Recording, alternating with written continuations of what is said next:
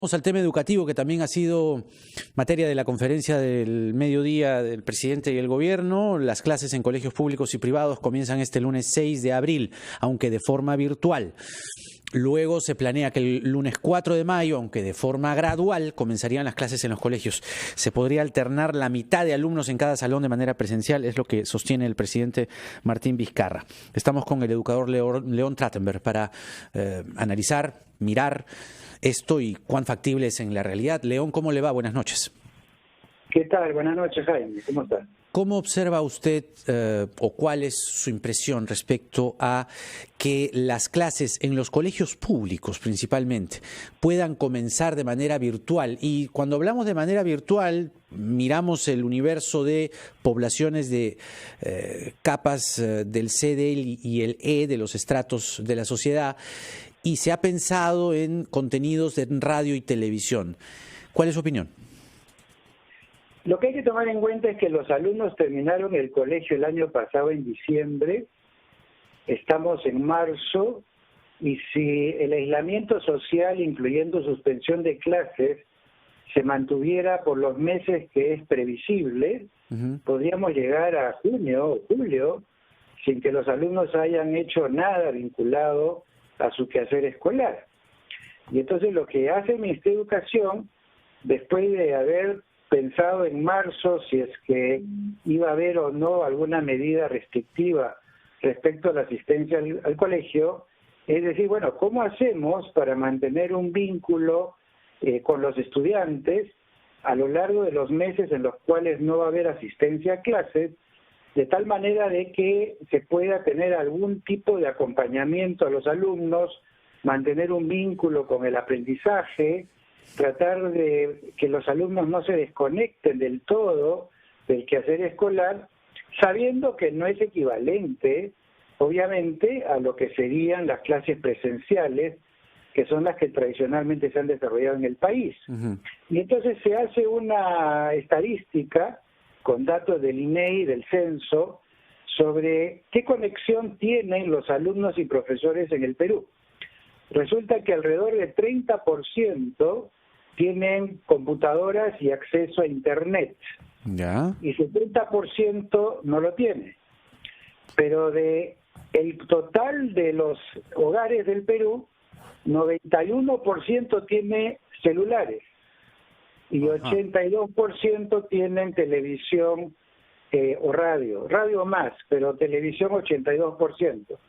Entonces lo que dice el gobierno es lo siguiente: con aquellos que puedan tener un contacto digital, virtual, procuremos que esa conexión entre profesores y alumnos se mantenga de manera virtual. Ese 30%. Ese 30%. Ya. Y en el resto, tratemos de utilizar cuando menos la televisión, que en alguna época servía también como televisión educativa, para que los alumnos tengan algún tipo de propuesta interesante en algunas horas del día viendo televisión nacional, y aprovechando que tienen conexión por celular, hacer un vínculo entre profesores y alumnos a través del celular. Y de esta manera, las emisiones por radio y televisión pueden tener algún tipo de feedback hacia los profesores o de los profesores a los alumnos a través del celular. Y de esta manera, a pesar de que no es lo óptimo ni mucho menos, se permite que haya algún tipo de acompañamiento educativo de parte de profesores a los alumnos, aún en este contexto tan complejo y atípico como el que estamos viviendo. Usted ha dicho algo, ha utilizado un término, me parece muy exacto: acompañamiento educativo. No se compara a las clases presenciales o a un año escolar regular. ¿Cabría la posibilidad de que exista en el futuro, cuando esto pase, digamos, es muy incierto saber cuándo, aunque se están dando fechas, pero son referenciales, que exista una suerte de ponerse al día de verdad, o por lo menos reforzar lo que el acompañamiento, digamos, ha permitido en esta cuarentena? ¿Es eso posible? ¿Y eso cuánto afecta el año en su conjunto, no? Yo diría que tenemos que ser muy francos y muy realistas. Este año escolar es atípico, necesita un cronograma atípico, necesita una formulación de contenidos curriculares inusual, necesita una simplificación, una focalización en los elementos más esenciales formativos de los chicos, con cargo a que todo aquello que era importante de cubrirse este año, si no se logra cubrir, se incorpore también al próximo año. Porque no se puede hacer magia, no se puede en 6 meses hacer lo que uno pensaba hacer en 9. Claro. Ahora, digamos, el déficit es menor en el caso de aquellos que logran tener una conexión virtual eficiente, porque ahí los colegios públicos y privados que han desarrollado algún tipo de conocimiento del tema pueden obviamente cubrir mucho más de la necesidad de aprendizaje de los alumnos que aquellos que lo van a tener que ver por televisión. Pero por eso es que tiene que haber una propuesta flexible, diversificada, que se adapte a las realidades de cada institución educativa, de tal manera que se contemple qué se puede y no se puede hacer dentro de un año atípico. Entiendo. Como el que estamos en curso ahora. Entiendo su propuesta. Entonces, es un año atípico. Se podría, dice usted esta noche, considerar algunos de los contenidos o de los capítulos del currículo para el año próximo. Mi pregunta es, ¿debe hacerse, terminada esta cuarentena?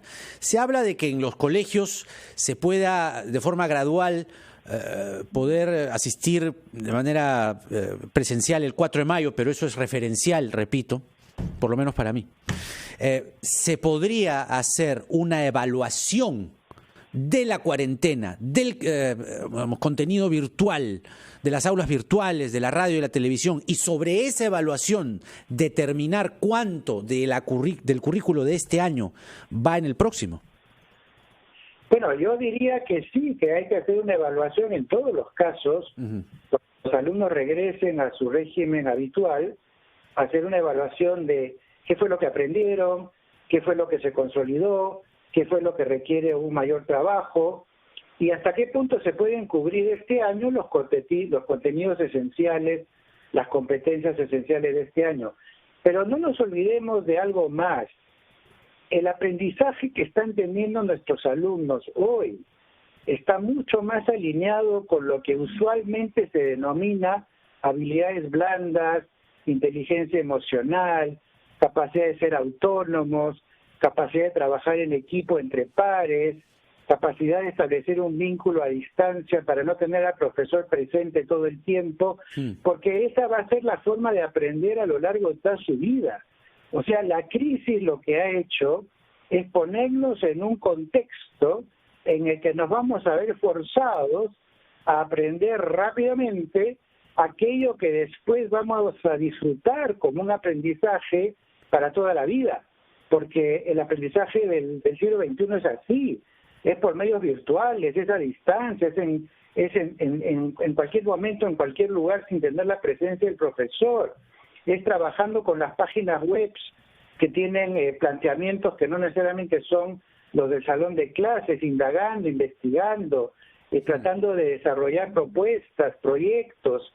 Entonces, hay un enorme aprendizaje que está ocurriendo ahora, gracias a los alumnos, los padres y los profesores, que tiene un peso enorme y no puede despreciarse a la hora de decir, oigan, este año los alumnos han perdido el tiempo, o han perdido 2 meses de clases, o es al revés, porque en realidad están ganando.